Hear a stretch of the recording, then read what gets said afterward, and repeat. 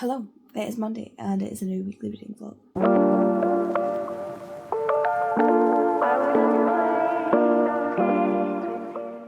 No, you're filming this clip immediately after filming the last clip of your vlog from last week. Shut up. Yeah, I am literally same cup of tea, but I just film it now before I forget and end up filming it on Tuesday. I'm feeling like crap. I've just taken a antihistamine because I've taken it late and now my skin's getting really itchy and my rash is getting worse and my cough is coming back, so that's great.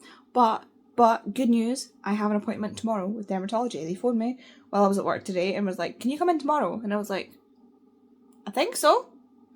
But I didn't have time to speak to my boss to be like, can I come in? Can I not be here tomorrow? Because it's obviously going to be, like, it's a 1:20 tomorrow. I'm supposed to be at work until 2. So I was like, yeah, I will tentatively book that in, please. So I ended up going, I went through to my boss and I was like, can I take tomorrow as a holiday day? Because I've got an appointment at the hospital. And he was like, yeah. And he was like, I was like, yeah, they'd given me the appointment at 1:20. And he was like, or you could work till 12 and then work like a little bit extra every day just to make up for the other 2 hours, because I only work 10 till 2. And I was like, huh, that sounds better actually. He was like, either or, like whatever one suits you better. And I was like, okay, right, I'll think about it, like I'll have a think. So I said I'm just going to do, so I work 5-day weeks. So what I'm going to do is work half an hour extra each day of my other 4 days. So I did half an hour extra today, I'll do half an hour extra Wednesday, Thursday, Friday, and that works up my 2 hours that I'm missing. So I'm going to leave tomorrow at 12 instead of 2 and go through to the hospital. So we're all good. It won't even take me that long to get to the hospital's maybe like 45 minutes away from my work, because it's the closer hospital. Normally they send me to the one that's like on the other side of the bloody, I was going to say country, that's not what I meant. Usually it's on the other side and I have to, it's like over an hour away and it's a total nightmare to get to, but this one's closer so I can get there 45 minutes with traffic. So 45 minutes is like this is the extra time we're giving ourselves. So if I leave at 12, my appointment's not till 1:20. I've got plenty of time to get there and I'll just go straight there to give myself the extra cushioning. And apparently dermatology is right inside the door. She said, go in the door, it's on your left, right there. So hopefully I won't get lost. That is me, so we never know. So yeah, I've got that tomorrow. Hopefully they can figure out what the hell's going on and fix me. I would like it gone, please. I would like to know what is going on and if it's going to be a permanent fixture, and if it is going to be a permanent fixture, well, I'd like to know if it's going to be permanent or if it's going to be fixable. If it's fixable, give me something to fix it. If it's not fixable, if it's going to be permanent, how do we deal with it? Because I don't know, but I'll keep you updated as always. But yeah, I'm going to go. I'm just sitting watching some YouTube. I need to jump in the shower and edit my vlog from last week and then actually read something. But the thing is, I've done that thing again where I'm excited to read the books I've just picked up, not the books I've got on my TBR. I'm just in a total slump and I don't know whether to mood read or not, but I feel compelled to read the books on my TBR because they're picked for prompts. But because I've already failed TBR, I feel like I should just read whatever, you know. I'm getting notifications popping up, Tori's popping off on Instagram, sending me reels and stuff. Normally it's Lisa, but Tori's decided today is the day. I've also been trying to find something to wear to Taylor Swift. My shorts came. I just need to get tights to wear under my shorts, because I think I've decided I want to wear tights rather than my chopper up shorts, so that I can just have, like, not think about what my legs look like, because you just be able to see the tights. And then I wanted to get, there's a top from the Archer's Thread, which is an indie shop, and it's a lyric from I Did Something Bad. On the front it said, if a man talks shit then I owe him nothing. and then on the back there's like a graphic design, and the lyrics over it say, I don't regret it one bit because he had it coming. And I love it. I love the t-shirt, and I love the design, and I love that because I love that bit on the Reputation tour where she draws it out. Like, I just love the whole build-up she does for that song on the Reputation tour. But I was already humming and hawing because the top itself was 30 quid or 29, and then when I went to like the shipping and stuff, it was £10 for the shipping and £7 something for the tax, and I was like, because it's coming from America, and I was like, no, I'm not paying that much for a top. So I was looking on like the UK Etsy, and there's nothing as good, unfortunately, or nothing that I want that's like the songs that I like. I did think of getting one that says fuck the patriarchy, because there's a bit of another song which is like, he threw me the car keys, fuck the patriarchy. And it's always like a crowd pleaser, like you hear the crowds screaming fuck the patriarchy, and it's really funny. So I've got that saved to have a look at. And then there's another one. What's the one I've just saved? I forgot that you existed. Like a t-shirt that says I forgot that you existed. But there's a t-shirt version and a crop t-shirt version, so I was looking at that to see which one I liked. Or I could just wear a top, like some kind of top. I don't know. I need to have a look at it. I need to think. But I have so little clothes. Like, I don't really have clothes. I spent so long in like through the COVID and stuff, I didn't leave the house. And when I was working, I had uniforms. And I didn't leave the house like after work and stuff because I was so tired. And so I came home and got into jammies and went to work in a uniform. So I don't really have clothes. I have work clothes, but I don't have clothes. So yeah. And my time is running out because it is the 27th of May. And we are going to see Taylor on the 9th. So I've got 27, 28, 29, 30, 31. So what, 13 days? Which is quite funny because 13, obviously. I might be doing the math wrong, but I think 13 days. So it's a week on Sunday, basically, is when I'm going to see Taylor Swift. And I need to get tights and a top. I decided if I'm taking a jumper, I might just take like this jumper or something.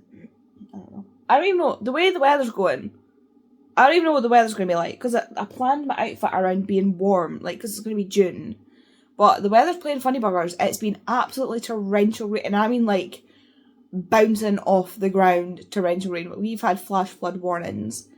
And a weather warning for thunderstorms and stuff. Like, so. She could have a Angel. It could be freezing. I don't know. I might have to take a change. I might remind me. You remind me to tell Vicky to... Vicky, this is your reminder. Bring a spare set of clothes, like joggers or something, and we'll put them in the car, because I'm driving down. We'll put them in the car, and like I did for the wedding, and just in case we get absolutely soaked through, and then we can just get changed in the car, and we don't have to like go home soaking wet. I'll put some towels in the car and a spare outfit for me just in case. So this is your reminder, Vicky. This is your reminder. You're welcome. Anyway, I'm gonna go and finish watch this, drink my tea, try not to cough up a lung, and yeah. Speak to you later. Hello. It is later on Monday, and I have decided to pan in my TBR and pick up Next of Kin. I've been wanting to read this for a while, and I finally have a copy, so I was like, do you know what? I'm feeling slumpy. I'm just going to pick it up. I was saying about Out on a Limb, where the one of the main characters has a prosthetic, and I remembered reading the blurb for the second one, and really the second one in this series, and being like, this sounds really good, but finding it was the second and was like, I need to read this. This is basically about, so these two characters so she finds out that her mum has had a baby, and the baby's taken straight into foster care because her mum, I think, maybe an alcoholic? I don't know. It doesn't say. For some reason I want to say that. And, well, there's content warnings that make me want to say that. And she immediately says yes. Like, she will take this baby. And there's, it says on the back that there's this new social services pilot scheme thing, new initiative, where two people who want to look after family members who are in foster care have to like move in together, and so these two end up moving in together, and he's like this surly mechanic, and she's like this people pleasing. I don't know what just says she's a people pleaser, and so he is wanting to get custody of his 15-year-old brother who is deaf, and speaks exclusively in ASL. It also says that in the content part of it. I'm showing you the first chapter, not the content part, which is really funny. And I was just reading the content.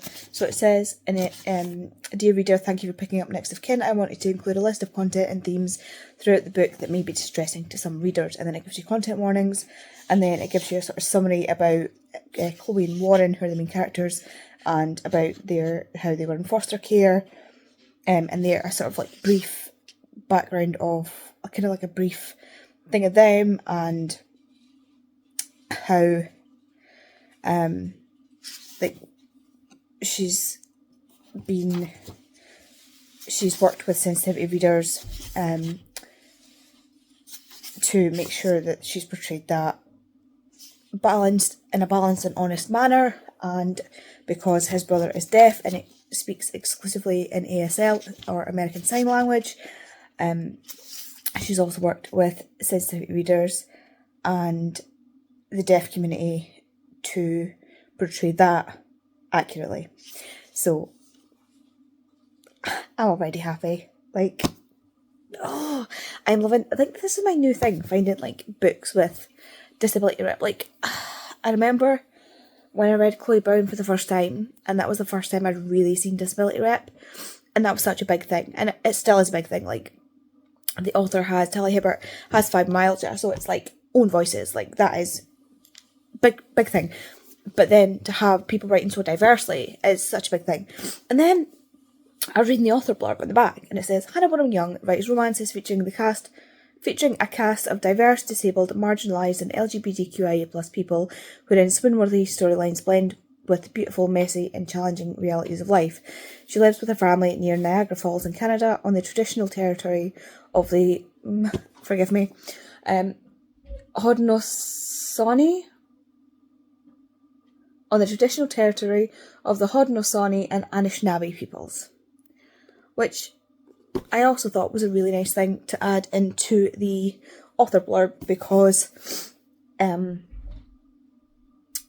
normally people would just say in Canada in this part. It's not often that you'll find somebody who will recognise that it is a Native or First Nations Native traditional territory. So yeah, I appreciate that, even though it's, nothing to do with me, because I live in Scotland and I am Scottish. I'm going to start reading this. I'm tired. I'm going to start reading this, drink my tea, have my pills. It's back at 10. I meant to have my pills a while ago. And then bed. Hello. It is Tuesday. I am back from the doctor's, or the dermatologist, and well, we know what it is.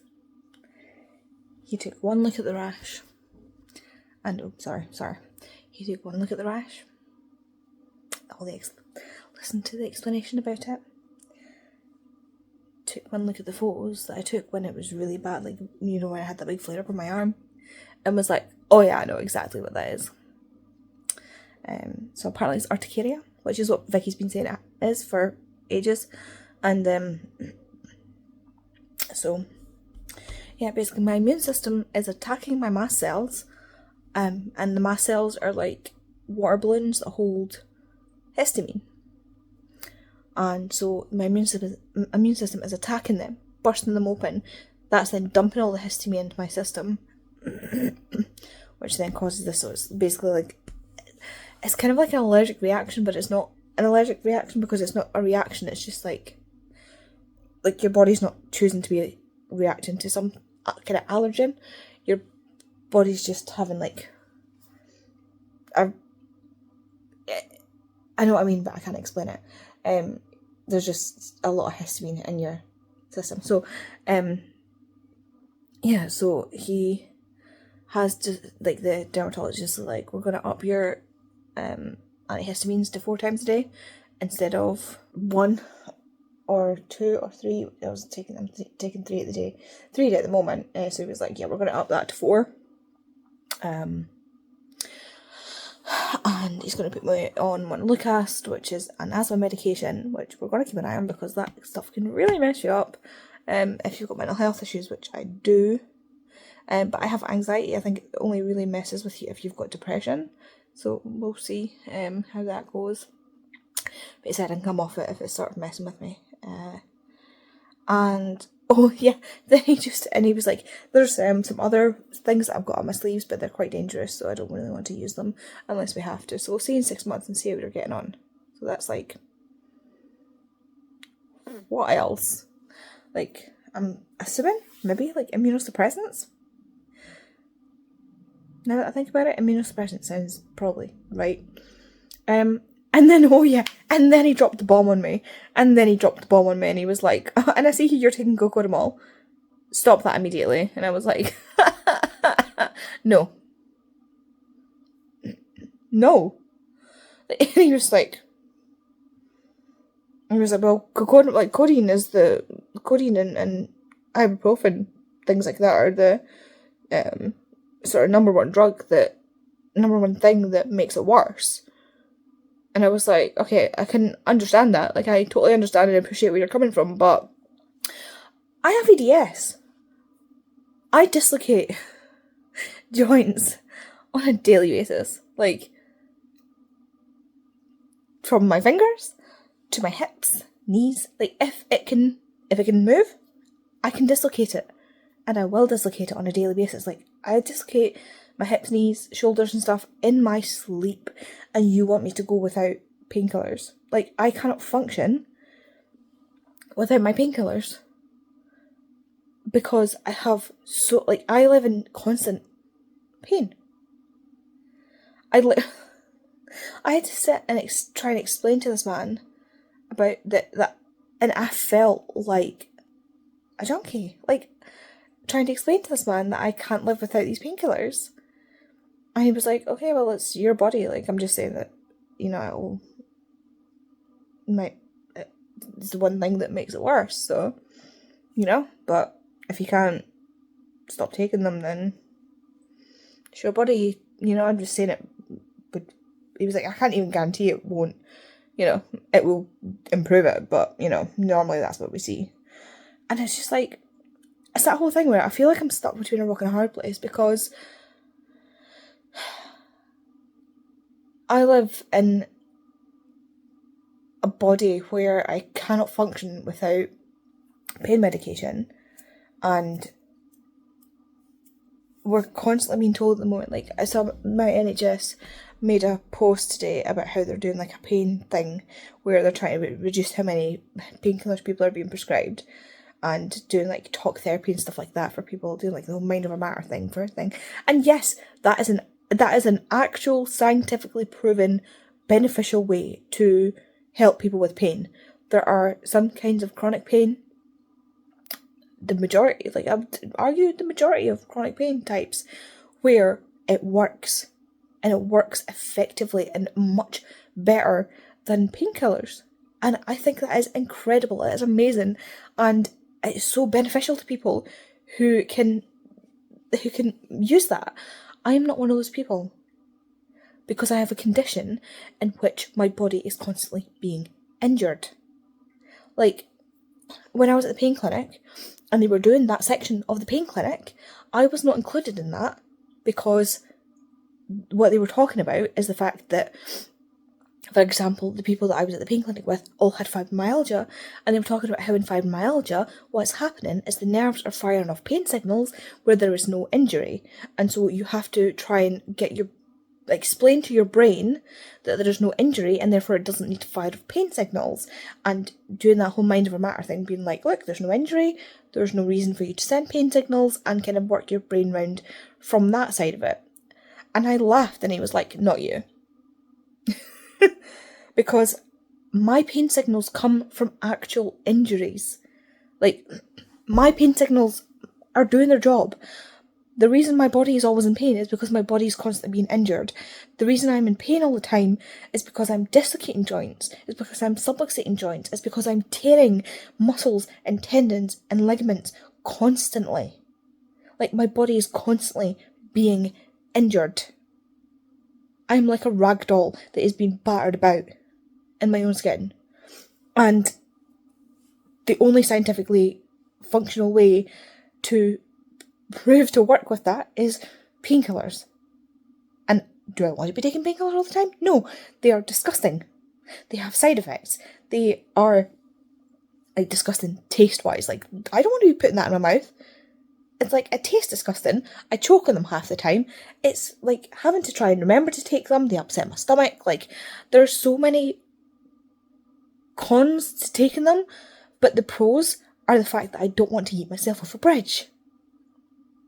Or I don't have to be sitting here in tears, being trapped, feeling trapped in my own body. You know?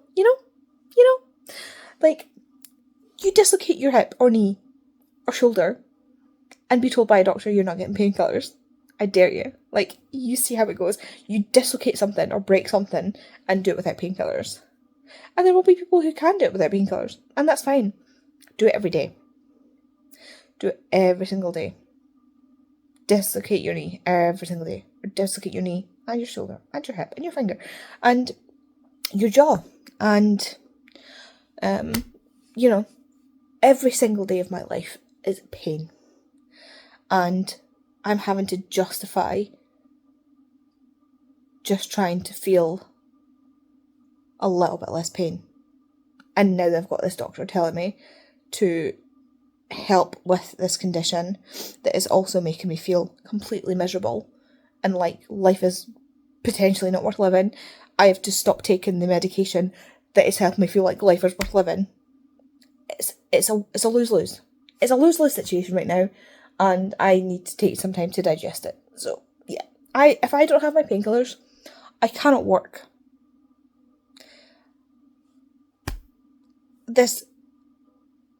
Both these conditions are disabling me from different directions. And it is very upsetting and very... It's horrible. It's horrible. It is horrendous being disabled, and people think that we just sit here on our arses, pulling in thousands in benefits and giggling away, going on holidays and thinking it's just a fun time being scroungers and sucks on the community, when really it is a miserable existence with some light that we occasionally show on social media, because we don't show this side of it, and this is why I'm showing you this part of it, because this is the part that sucks, and this is the part that we get all the time that you don't always get to see, and this is the part that we are trying to tell you about right now, when people like Rishi Sunak are saying that we are scroungers and saying that we are just using taxpayer money, because I would much rather be well and working full time than how I feel right now. I will tell you that much. I would much rather be in a place where I don't need to choose between being in constant pain or being in constant pain. I literally, both of these things are causing pain in some way, and I have to choose between the best of two bad things. And it's awful. And I don't know what to do. And yet, I don't know what to do. I don't know what to do. And yeah, this is just great. But yeah, I've just got the news. I've not digested it yet. I've not had a chance to think about it yet. So I am a bit raw. So I'm going to think about it, have a cup of tea, and just try and relax and figure out what's going on, because right now is not the time to try and think it out, But yeah. If you're somebody who watches disabled content creators or sees a disabled person and thinks, God, I wish I could get a blue badge, God, I wish I could have benefits and this, that, the next thing, this is what it comes with. This life of abject misery that we have constantly in the background. no matter how happy we look, we always have this cloud, and it never goes away. So you need to think about that before you start popping off in comments and stuff, because you look stupid and you just look like an arse. So yeah. I'll speak to you later. I am 234 pages into this book. It is only 321 pages long, which means, you know, I'm close to the third act section of the book. I'm scared. I'm scared, and I'm procrastinating. I'm procrastinating reading. Things are going too well. I'm scared. Everything's going too well. I'm scared. I don't want to. I know everything's going to come out okay in the end. But I'm scared. I'm scared. I think only one other book has done this to me, and I can't remember which book it is. But, like, everything was going too well, and I was scared to continue reading. I was like, this is going too well. I don't want to continue reading. It's just... I'm so scared. Like, there are several things that could go wrong at this point. There are several... There's, like, something with, like, 3 different characters that could go wrong that aren't even the couple. And then there's a third act breakup that could happen, where everything could hit the fan. And I'm just like... There's, like, 2 things. There's, I don't know. There's things that could go wrong. And, like, there's one thing that's, like, the best thing that could go... I don't know. I'm scared. I'm so invested. I'm so scared. I'm so scared. This is so good. I'm absolutely loving this. I'm so scared. Be brave. Be brave, Andy. Be brave. It'll be fine. I'll tell you in a little bit if it'll be fine, because I feel like I'm going to finish this book tonight. Okay, I finished it, and it was fine. The thing that I thought was going to happen, it was one of the 3 characters that I guessed, but not what I thought was going to happen to one of the characters. To avoid spoilers. But I was so scared. But it was fine. Obviously it's fine. Like, it's always going to end up fine. Like, I just assume that books like this have a happily ever after. It's very rare that books like this don't, so I know everything's going to be fine. But yeah, occasionally when they'll get me where I'm like, things are going too well, I'm scared. And this one got me, so yeah, I'm very happy. I love these characters so much. I love this book so much. This was so good. I'm really looking forward to the next book. But I'm so glad I read this. I generally didn't think I was gonna... Like, this one didn't call out to me, but I'm so glad I read it. I really, really thoroughly enjoyed it. And I'm so looking forward to reading the next one, which I did not put on my TBR for next month. Spoiler. Not spoiler, because you'll have seen my TBR by the time you see this, never mind. Anyway, it's nearly midnight, I'm going to bed because I am sleepy. Because I stayed up to read this book, and Hamish is staring at me from across the room. He's like, why are we not in bed yet? Would you like to go to bed? Eh? There we go, there's the good camera. Would you like to go to bed, sir? Is that why you're staring at me?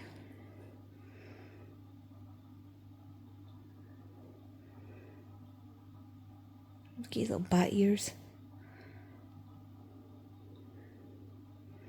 Well, we go to bed. Come on then. It's like, I don't believe you. Come on. Let's go. It's like, I don't believe you. He doesn't believe me. Okay, I'm gonna take Hamish to bed now. And I will speak to you all tomorrow. Hello, it is Saturday. Still, just, I have been atrocious at vlogging. Like, seriously atrocious at vlogging. Me and Vicky, Bobby, Pia, Tori all went to a bookish quiz at a bookshop through Stirling Way yesterday. I meant to vlog while I was there, and I pulled my phone out to vlog and something distracted me, so I ended up not vlogging. I got my hair up in a clip, sorry. I don't know what's going on with it, it's just annoying me. So I ended up not vlogging, and it's up on my top. Ended up not vlogging, and yeah, I think I had like a headache and I wasn't feeling great because we were like up on our feet for a while, because it was like not a scavenger hunting one, but like instead of her standing like yelling the questions at people, they had like questions pinned up on the bookshelves, and so you had to go around the shelves and get the questions. So that's what we were doing, and then yeah, so we're there for I was like 7:30 till 10:30. We were doing that. It felt like longer. And then Tori came back. Tori stayed here last night, and we were up until like 3 a.m. And then we went to bed. I'm absolutely shattered. It's now like midnight. Again, I've been falling asleep on my chair all day. Just absolutely shattered. I have, however, finished a book today. I finally finished The T in LGBT. I have been like really tired all day. Like Tori helped me like shift. I've moved my TBR from here, which is what used to be sitting here. I moved it upstairs, put my TBR, like put those books back in my cart, pulled my TBR that I'm reading for June, because it's now the 1st of June, into that basket, pulled over the books I'm going to be pulling over from that, like that I'm carrying over, and just stuck them upstairs. But yeah, then I came downstairs and I was like trying to read, kind of falling asleep. I'm just really tired. It's been a long week. And so what I was doing was, because I was so tired, is that I was reading a chapter of this, watching a YouTube video, reading a chapter of this, watching a YouTube video, kind of having a snooze in between on the chair, waking up, watching a YouTube video, reading a chapter of this. I only had like, to be fair, I started on chapter 5 of this, I think. I can't remember. Yeah, I think I started on chapter 5 of this. So I started on chapter 6 of this. So I had 6, 7, 8, 9, 10, 11, 12. I had 7 chapters left. So 7 chapters and the conclusion. So I had 8 chapters left of this to read. And I ended up doing the last 3 chapters. So like 11, 12 and the conclusion in one go, because they were quite short, like only a couple of pages each. So I finished this, like I say, chapter, YouTube video, chapter, YouTube video, kind of snoozing in between that. And then I also read more of Love Letters and Thirst Tonics. I'm finally getting the name down. I have also ordered the paperback copy of that because that got released yesterday, as I'm filming this, the 31st of May, 31st of May. So I did repost that on release day. I do still have the arc of that to read and review. I'm not very far in. I'm only 35% in, just because I've not been feeling great. And I want to give the book the best chance. I don't want to be rushing it when I'm feeling like crap, because all it's going to do is make me not, like, you know what it's like, if you're not feeling it, like, and you try and push through a book, it's just going to make you feel horrible towards the book. So I didn't want to do that to the book. But I've read like 35% of the book tonight, and I've been absolutely blasting through it, between like snoozing. But I think now that it's midnight, I might just go to bed. I'm absolutely shattered. Even though I've been falling asleep, my arm's been going numb because I've been falling asleep like this, on my arm of my chair. I'm exhausted from, one, probably not sleeping great. I had like, according to my watch, I had like 6 hours sleep. But even then, I'm just tired. Like, I've been so unwell that my body's like trying to like recover from that. So, yay. But hopefully now that we know what's going on, I don't even know if I've told you about the whole dermatology thing. I figured out what it is. Yes, I did tell you. I remember now. I spoke to so my GP's got an in-house pharmacist. I don't know if it's an all over Scotland thing, but we've got an in-house pharmacist that deals with like medications and stuff like that. So the pharmacist called me and she was like, oh yeah, dermatology are wanting to put you on this medication, and they also want you to reduce your cocodamol, like your pain medication. And I was like, oh god, like waiting for her to be like, tell me that they were going to stop prescribing it. And I was like ready for a fight, and she was like, I don't think that's a good idea. And I was like, I was absolutely flabbergasted, like my gob was smacked. She was like, that is not a good idea with your condition. She was like, I would never ever expect. She was like, that is just not a good idea with EDS. She was like, not with your condition, not with the level of pain you're in, not with the severity of your condition. That is not going to happen. And she was like, she was like, I can see where he's coming from with the with it making it urticaria worse, whatever. But dermatology has absolutely no.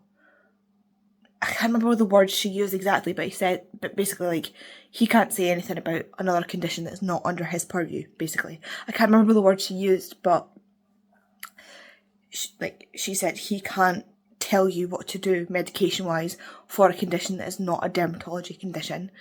And the relief that I felt having somebody in my corner, because I literally cannot, and it sucks so much having to rely on painkillers, especially like opiate-based painkillers, because there's such a stigma with it. Like, there's a horrible stigma with opiate-based painkillers, but at the end of the day, I can't function without them. Like, we've tried so many other types of painkiller and so many other types of medications to see if we can, if my body can, if we can function, like, if we can take my pain away, if we can, like, we've tried, like, I don't need to go through my medical history with you. Like, I'm very open about my medical history. Like, I need to stop trying to justify why I'm on this medication. I've done the work with my doctors, with specialists. I'm on this medication for a reason. I was diagnosed in 2017. It is now 2024, and I'm on this medication for a reason. And so, you know, I can't just come off this medication. I can't function without this medication. It's like telling a diabetic, like, you need to come off your insulin. It's just not going to happen. Your body can't function without it. And, you know, I would love to see someone dislocate their hip, knee, toes, fingers, shoulders on a daily basis and not function without painkillers, and continue on like I do. So yeah, basically the pharmacist disagrees with dermatology that I have to come off any sort of medication to manage my EDS. So that's very nice. I've got somebody in my corner. She was absolutely not. It's not going to happen. But I start the monthly cast on a Tuesday, according to my pharmacy. That's when they get the medication in. And that is hopefully going to mitigate the effect that the urticaria is having on my lungs. Honestly, can we just give me a break, please? Hopefully that will stop all the wheezing and the coughing and stuff like that I've been experiencing. And I have actually noticed the increase in fexofenadine has been helping with the actual skin rash and stuff. It has really been helping, so hopefully we're on the right track here.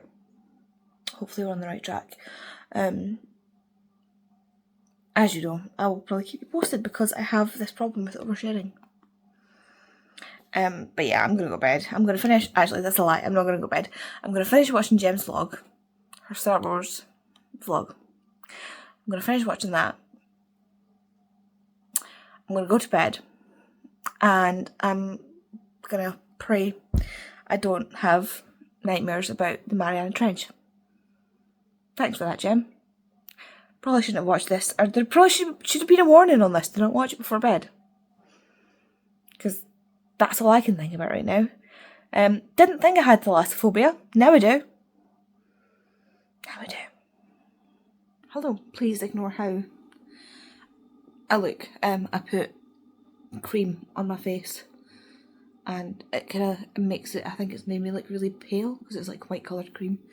So I think my face looks funny, but that just might be me noticing it and not you. But yeah, if I kind of look weird, that's why. I have received an Amazon package. I know exactly what it is, but I still want to unbox it. I was tempted to unbox it on Instagram, but I would want to not look like a thumb when I do that. But you guys always see me as a thumb, so it's fine. I know exactly what this is. Oh, stupid. These tabs honestly are the worst. But this is the physical version of an ARC that I've got. So, I got the ARC of this book. I've still not read it yet. The ARC did get sent out to us very, very close to the release date, so the author was like, don't worry about getting your reviews out before the physical copy. Like, I know that's not going to be physically possible for a lot of people, like, do not worry about it. And so, I ended up, I'm 45% of the way through it now. I've got the e-ARC. But when the book release date came, because you weren't able to pre-order the physical copy, only the ebook copy, and I wanted the physical copy. So on release date, which was 31st of March, May, I did that again. I ordered the physical copy. And that is, upside down, Love Letters and Thirst Tonics. How cute is that? I've got a physical copy now. Oh, that's so pretty. This will be Suki. The cat's called Suki. So this is Love Letters and Thirst Tonics by Hailey Blackwood. This is the first in a set of companion. It's a companion series. I don't know how many there's going to be. I don't know if Hailey has said. Oh my god, you can smell it's fresh off the printer. It smells because it's an indie one. It smells like, you know, what it takes me back to is like my local library when I was younger, and like the smell of that big, like, you know, the big printers. The ones that you used to have in the library, like it's like the one I have at work, but like the old ink style. That's what it smells like. So this is Love Letters and Thirst Tonics. I will be talking about it more on Instagram as well. TikTok, if I can remember how to remember to do that. But this is I have the ARC copy of this as well. Like I say, I'm 45% of the way through it. I don't know where that makes it. So, looking at the book, I am on page 122 of 292. So I am here in terms of book pages. So yeah, I'm just about halfway through. And I'm going to put a bookmark in that while I've got the book. I can't find a single bookmark. Oh, there we go. I'll use my Marvel-thon Villains one, which matches the aesthetic, can I just say. So there we go, put that in there. So this is the finished copy, not the ARC copy, obviously. But the ARC copy actually has like an ARC thing across it. So this is about Fiella and Red. Fiella owns this trinket shop that she has been sort of accumulating trinkets in for years. Her parents owned it before her. And one day when she goes to work, there is this horrible smell of death and she can't work out what the hell is going on, and all of a sudden the shop literally collapses around her ears. Like, the whole building comes down. Luckily, some of the buildings are made of stone, not wood, and so the stone survives, the wood doesn't. And there are these weird beetles in the building, and she thinks the beetles have caused this destruction, and a lot of her treasures and her trinkets are destroyed. Fiella and Red are both vampires, so it is a vampire romance, cozy fantasy romance. Red is new to the town, and he kind of does odd jobs for the mayor, so he is there to help repair and restore things. So he is sent over to Fiella's shop to help repair the shop. But they'd had a run-in earlier on where he went for some thirst tonics to Fiella's best friend's shop, Kizzy. And the thing about Kizzy's thirst tonics is she's been having a little bit of an issue with her shop, and her tonics are going slightly wrong. Fiella doesn't normally have blue hair, but she does this morning because there was something in the thirst tonic that turned it blue, and so Red is like, no thanks. And he's a little bit rude about it, and so Fiella is not his biggest fan. And they get off on the wrong foot, and they don't particularly like each other, so it's kind of an aggravated, like, enemies, not enemies to lovers, but like, they really don't like each other. They rub each other up the wrong way, and they kind of have to work beside each other to get this shop back, like build the shop back together again. And all the while, there are these magical mailboxes in the town where, so magic is depleted in this world. The old gods have died, and when the old gods died, magic depleted massively. And there are these mailboxes that used to be like instant mailboxes, so you'd put a letter in the mailbox and it would instantly send it to whoever's mailbox you went to send it to. So like, say I wanted to send a letter to Tori, I would put the letter in the mailbox and it would instantly send to her mailbox, like physical letters. But because the magic is gone, they don't really work. But one day, Fiala puts a letter in one of these mailboxes because she is drunk, and it has a sign on it that says to put a letter in the mailbox. And she's like, well, who am I to ignore the fates? Puts the letter in, and it gets sent to Red. And Red's like, oh, this is ridiculous. But he writes back. And so these mailboxes keep passing back and forward these letters. And they don't know that it's each other they're writing to. So yeah, this is the whole premise of the book. So they are like befriending each other to these letters without realising it, while also having this antagonistic relationship with each other in real life. All the while in this backdrop of this town and this cozy fantasy. And it is a, I was going to say spicy book, but I'm trying to move away from like saying that. I think it's just silly. So it is, there we go. I want to make sure everyone is fully aware. Love Letters and Tonics, while cozy and stress-free, does contain adult language and explicit sexual content. You may proceed. The author, her TikTok, she is just so... her TikTok, Instagram, like, it was TikTok that I found her on when she was asking for ARC readers, and she just seems like the sweetest, kindest person, and I'm really excited to finish this. So far, I'm really, really enjoying it. Like I say, I'm about halfway through.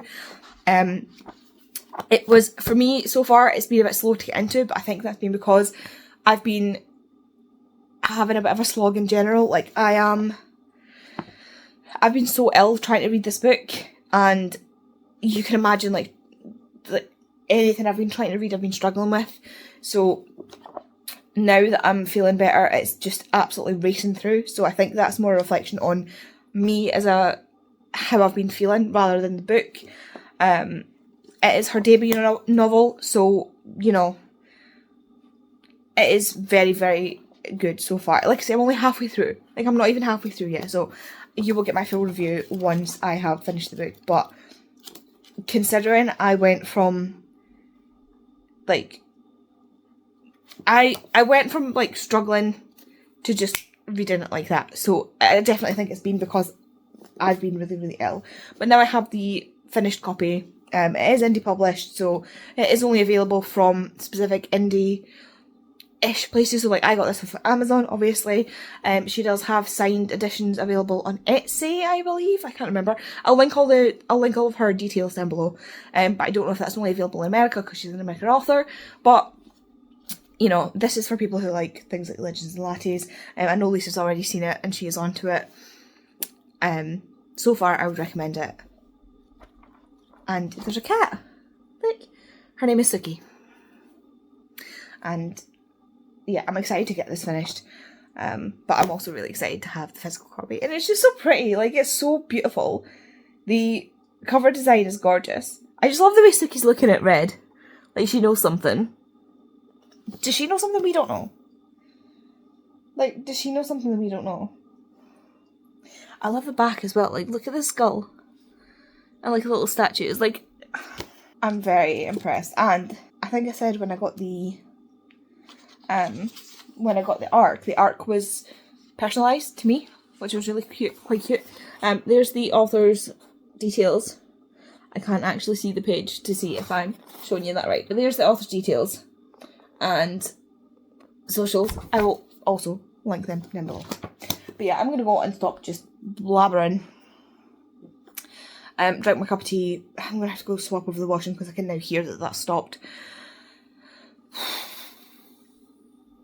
This is going to be a long week. It's only Sunday. It's Sunday and I can just tell that this next week is going to be a long week. Hello. It is Sunday evening.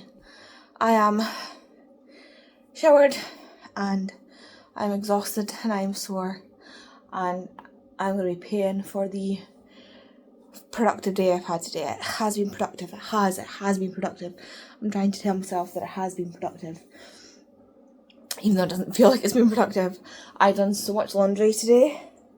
So much laundry. I forget how much time it takes to do laundry. Like, I've done 3 loads of towels, 2 loads of clothes. It's fun being an adult. It's really, really fun being an adult. But because of all that, I'm just exhausted. Like, I'm just exhausted. It doesn't, like, it's not even, like, we have the laundry things from IKEA, just like, you know, the tube thing, like, they're not even up to my hip. And it was just 2 of them that were full, plus the bedding. And so I've been doing that, and in the middle of doing that, I've also been reading. So I did manage to finish Love Letters and Thirst Tonics. This is my physical copy, which arrived in the post today. Again, it just smells like an old printer, which is really weird. It just takes me back to, like, the library my auntie used to work in, that I used to go and wait, like, sit in after school. Mum used to have to phone the library and be like, is she there? But yep, she's there. So I did get an ARC copy, like I said. I have said a couple of times in this. I got an ARC ebook copy from the author Hailey and Blackwood, and I finished my ARC copy today. I don't know what the differences are between the ARC copy and the physical copy, because I haven't read the physical copy. But this is the physical copy of the book, which I also ordered on release day, which was the 31st of May. I actually got it right this time. I will, like I've said before, I'll link all of Hailey's stuff below, and the link to I'll order the book on Amazon as well, if you so wish. I really enjoyed this. I ended up giving it a 4.5 stars. I'll go through the positives first. So I have also put a review on Amazon. I am going to do reviews other places as well. Given that I was given the ARC. So I really enjoyed this. This is, again, it's like Legends and Lattes, where it's a low stakes, cosy fantasy. Like, it is set in this village or this town called Moonvale. I always want to say something else. Because there's 2 villages that are mentioned, Moonvale and Sunhaven, and I always want to mix it up and say Moonhaven, but it's Sunhaven and Moonvale. And so it's set in this place called Moonvale, and Fiella runs this trinket shop, and Fiella is a vampire, and she's actually the only vampire in the town, and vampires are kind of restricted from drinking blood. It's not the done thing anymore, and it's not really the done thing because witches have developed this thing called a thirst tonic, and so they can drink this thirst tonic and it takes away the thirst they have for blood. They can still drink blood, like animal blood and things like that, but it normally comes in the form of, like, pre-prepared drinks. So, like, they can have, like, she can go to the coffee shop and have, like, a latte with blood in it, and she can go get, like, a cider or an ale from the pub with blood in it and things like that. So they don't bite anymore. Bites can occur between lovers, but it's not really done as a thing. Like, they don't go around biting people anymore. It's kind of frowned upon, it's taboo, it's not the done thing. And in the morning, when she takes her thirst tonic, which is prepared for her by her best friend Kizzy, who is the kind of local witch in the area, one of the local witches who makes tonics and potions. That's what her shop is, her tonic potion shop. Something goes a little bit wrong, and Fiella's hair goes bright blue. And that is because there are magical mishaps happening in Moonvale, and Kizzy's shop is being kind of trolled a little bit by these sprites. And one thing that's happened is they are putting random things into her tonics and potions. One of the things being whatever has caused Fiella's hair to go blue. And so Fiella goes down to Kizzy's shop, as she does every morning before she goes to her trinket shop, and is like, hey, this has happened. And Kizzy's like, oh dear, that's not good. And while they're discussing this, in comes this vampire, tall, handsome, broody vampire called Red. Although they don't know that because he doesn't introduce himself. He just busts in and is like, I need thirst tonic. And they're like, we were having a conversation. And so things start off on the total wrong foot. Because of course it would be nice to have another vampire in the town. But of course Red is thirsty, he is grumpy, he is not in a mood to be small talking, and really doesn't do a good job of introducing himself. And so gets right on Fiella's bad side. And that is how they are introduced to each other, and immediately starts off this sort of... It's not a rival still lovers, it's not an enemy still lovers, it is just this antagonistic relationship. And Red has come to Moonvale because he is having this horrible run of bad luck. Everywhere he goes in his hometown, which is Sunhaven, bad things seem to happen. Bad things are happening at his parents' workshop. Bad things are happening to his family members, and so he thinks he has really bad luck, and so he has fled and come to Moonvale, doing it again. And he is just kind of helping the mayor around the town with things that are now going wrong there. When Fiella then goes to her own shop, the place literally falls down around her ears. And who is said to help her but Red? And so they kind of have to get to know each other. Not have to get to know each other. They end up getting to know each other as they clear out and start to repair the shop. So this is a kind of cozy fantasy that's set while they repair this shop, as Red gets to know, because it's dual POV, as he gets to know these characters and by characters I don't just mean like book characters, I mean the characters in this town. The people in this town are so hilarious and so warm and cozy and fuzzy, like the Griffin mayor and the fawn that runs the local tavern, just all the people in this town. I just want to know more about them. I want to be in this town. I want to meet them all.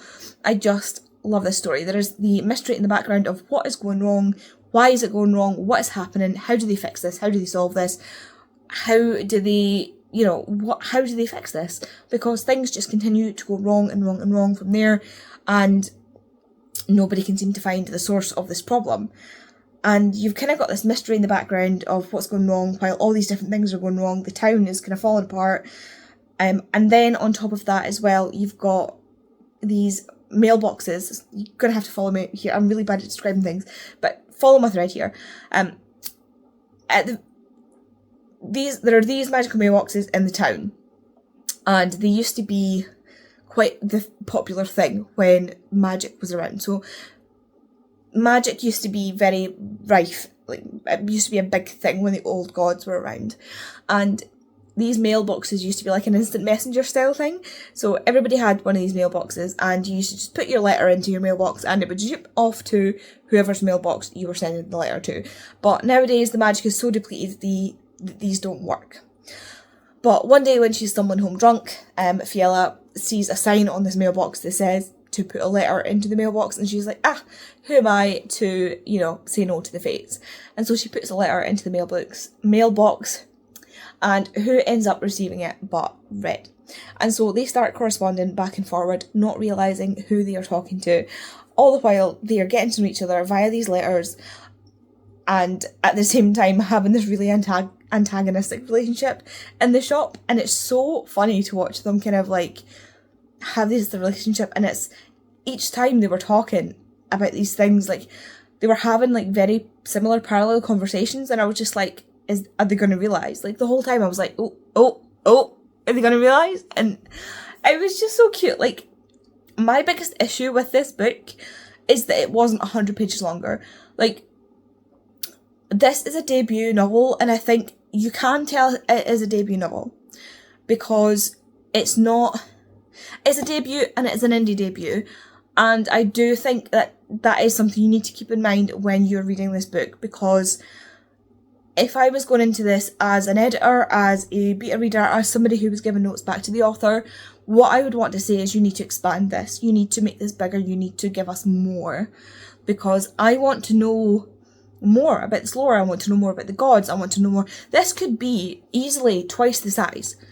You could dig into the way it ended, I'm wondering if that's the idea of like continuing on the series. Like I want to know more about the old gods. Where did they go? What was it like beforehand? What was it like? What are they? Because there's so many different creatures and critters and folk in this, and I would love to know the lore. I would love to know, like, understand mate bonds, and I would love to understand the different creatures and, like, what was it like before when vampires would bite? Like, what was it like? I want to know how the witch's powers work. I want to know more about the cats, by the way. The cats in this, very interesting. Like, there's so many questions I want answered, and I don't know if it's intentional or not that there are so many questions left unanswered, because if it's intentional, then, you know, fair enough, it makes me want to read the next book. If it's not intentional, I would like those questions answered. There are also aspects of this where I feel like jumps are made a bit too quickly in the relationship, where they've gone from antagonistic to, like, suddenly turning, like, suddenly they're just like, oh, okay, let's just go for it. And that, I think, is a sign of a new writer, of like a debut writer. Like, that is something I've seen a lot in new writers. Again, I'm not a writer. I would probably do the same. Like, I'm not a writer, so I can't comment from the point of view of how to write it. I just know as a reader, I see that sudden skip, and I know that I'm being a lot more.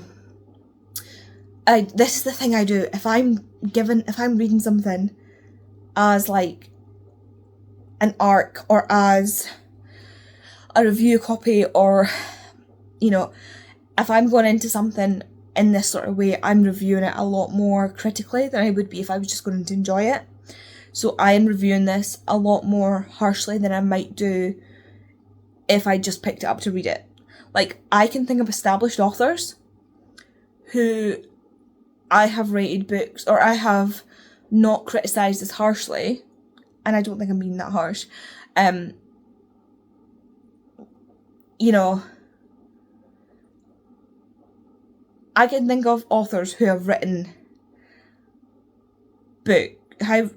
well established authors who this book would stand up well against. So I gave this a 4.5 stars. The only reason it isn't a 5 is just because of, like I say, those little skips that I would just want tidied up a little bit, and the fact that I would like a little bit more explanation in the lore. Those are the two criticisms I have.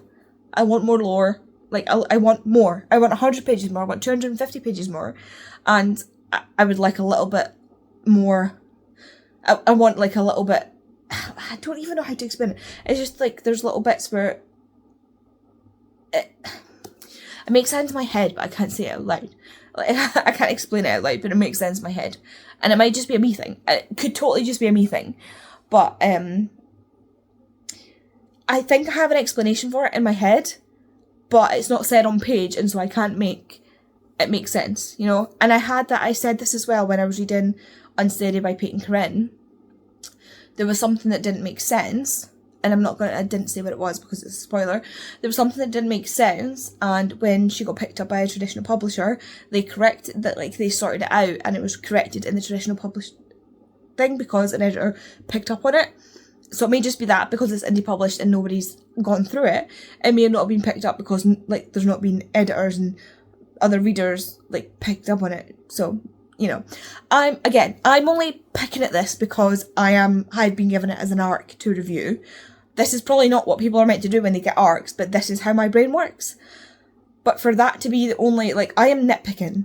Like, I'm nitpicking at this, and it's still a 4.5. Like, I don't know. This is the worst. I am terrible at reviewing like this. Basically what I'm saying is, TLDR, this is fantastic. This is a great debut. This author is going to do fantastic things. And I am so glad to be here at the start. I think this is fantastic. And I'm so excited to see what she does next with Kizzy's book. Because Kizzy's book is the next one according to the next... according to the, what does it say? Stay tuned for Kizzy's story next in the back. So yeah, get your bots onto Amazon or wherever else you can get this book. I highly recommend. Anyway, moving on, because that was just a hot mess of me trying to explain myself, which is always the worst thing me trying to explain myself. I have still not started Magic Study. We have not set up the live show yet, simply because I have not started Magic Study yet. I've been so ill the past month that I have not started Magic Study. I have read it before, so it's not the worst thing. I will probably blast through this when I start. I also have a couple of Audible credits, so I could get the audiobook if I wanted to. But yeah, I do think I will blast through this when I start, so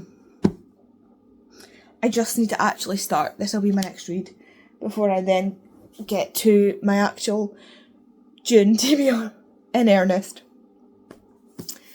But this is me calling myself out that I need to start Magic Study. This is just for me to call myself out. Anyway, I am going to close off this vlog here because I am very tired. It is 11:15. I've made myself a cup of tea. I'm going to drink my tea and go to bed. This is a whole mess. I don't know what to do. I'm getting a headache. I am going to close this vlog off now. I'm going to drink my tea and go to bed because I have work in the morning given that it's Monday. Like I say, I just think this next week, I've just got this feeling that this next week is going to be a long, long week. I have Taylor Swift on Sunday next week. And so I know this is going to be I just know it's going to be a long week. Because from now, all I can think about is logistics for Taylor Swift next week. So that's all I'm going to be thinking about. So, I don't know. It's just going to be a long week. Let me know how you got on this week. If you want to leave me an emoji in the comments to let me know you were here, leave me some kind of Pride-related emoji because it is now July and it is Pride Month. I'm really good at this. I've got my pansexual flag. What's this called? Bookmark. I'm doing great, guys. My little pan bookmark with my little, look, you can see my Heartstopper tattoo when I do this. My pan bookmark that Vicky got me. I think this sums me up very, very well. Wow. This sums me up great. This is just me all over.